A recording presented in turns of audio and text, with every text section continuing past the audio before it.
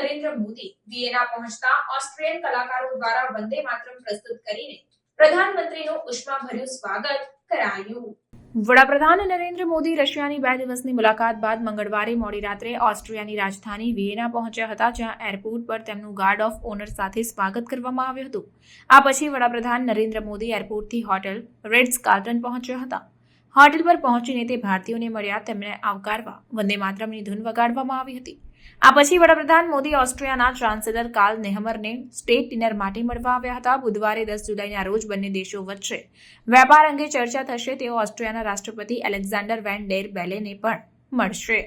વડાપ્રધાનની આ મુલાકાત 2 દિવસની છે. મોદી 41 વર્ષ બાદ ઓસ્ટ્રિયાની મુલાકાત લેનાર પ્રથમ વડાપ્રધાન છે. આ પહેલા ઇન્દિરા ગાંધી 1983માં ઓસ્ટ્રિયાના પ્રવાસે ગયા હતા.